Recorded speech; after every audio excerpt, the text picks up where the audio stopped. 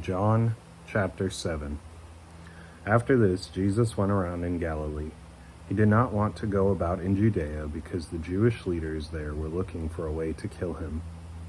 But when the Jewish festival of tabernacles was near, Jesus' brothers said to him, "Leave Galilee and go to Judea, so that your disciples there may see the works you do. No one who wants to become a public figure acts in secret. Since you are doing these things, show yourself to the world." For even his own brothers did not believe in him.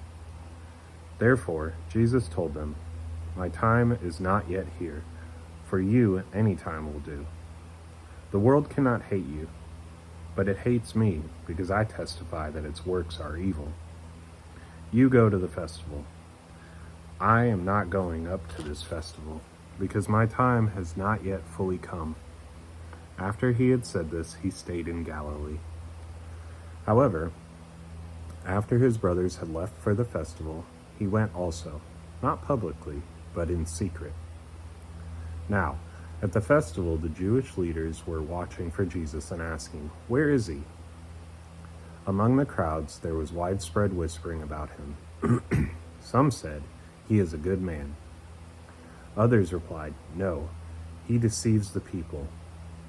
But no one would say anything publicly about him for fear of the leaders. Not until halfway through the festival did Jesus go up to the temple courts and begin to teach. The Jews there were amazed and asked, "How did this man get such learning without having been taught?" Jesus answered, "My teaching is not my own. It comes from the one who sent me. Anyone who chooses to do the will of God will find out whether my teaching comes from God or whether I speak on my own. Whoever speaks on their own does so to gain personal glory, but he who seeks the glory of the one who sent him is a man of truth. There is nothing false about him. Has not Moses given you the law? Yet not one of you keeps the law. Why are you trying to kill me?" "You are demon-possessed," the crowd answered. "Who is trying to kill you?" Jesus said to them, "I did one miracle, and you are all amazed. Yet, because Moses gave you circumcision, though actually it did not come from Moses but from the patriarchs, you circumcise a boy on the Sabbath. Now, if a boy can be circumcised on the Sabbath, so that the law of Moses may not be broken, why are you angry with me for healing a man's whole body on the Sabbath? Stop judging by mere appearances, but instead judge correctly."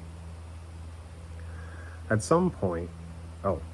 that point, some of the people of Jerusalem began to ask, "Isn't this the man they are trying to kill? Here he is, speaking publicly, and they are not saying a word to him. Have the authorities really concluded that he is the Messiah? But we know where this man is from. When the Messiah comes, no one will know where he is from." Then Jesus, still teaching in the temple courts, cried out, "Yes, you know me, and you know where I am from. I am not here on my own authority, but he who sent me is true. You do not know him, but I know him because I am from him, and he sent me."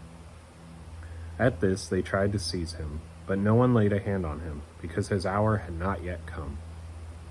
Still, many in the crowd believed in him. They said, "When the Messiah comes, will he perform more signs than this man?" The Pharisees heard the crowd whispering such things about him. Then the chief priests and the Pharisees sent temple guards to arrest him. Jesus said, "I am with you for only a short time, and then I am going to the one who sent me. You will look for me, but you will not find me, and where I am, you cannot come." The Jews said to one another, "Where does this man intend to go that we cannot find him? Will he go where our people live scattered among the Greeks and teach the Greeks?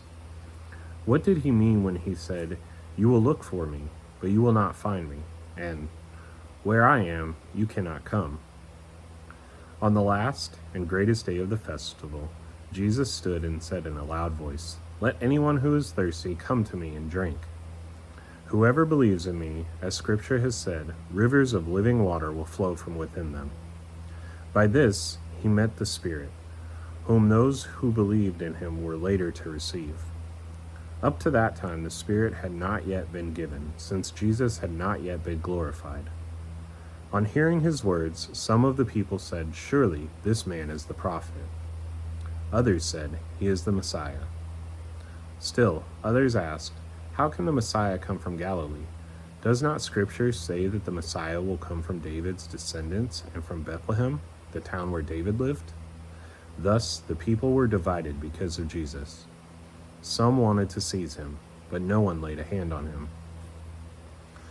Finally, the temple guards went back to the chief priests and the Pharisees, who asked them, "Why didn't you bring him in?" "No one ever spoke the way this man does," the guards replied. "You mean he has deceived you also?" the Pharisees retorted. "Have any of the rulers or of the Pharisees believed in him? No, but this mob that knows nothing of the law, there's a curse on them." Nicodemus, who had gone to Jesus earlier, and who was one of their own number, asked, "Does our law condemn a man without first hearing him to find out what he has been doing?" They replied, "Are you from Galilee too? Look into it, and you will find that a prophet does not come out of Galilee."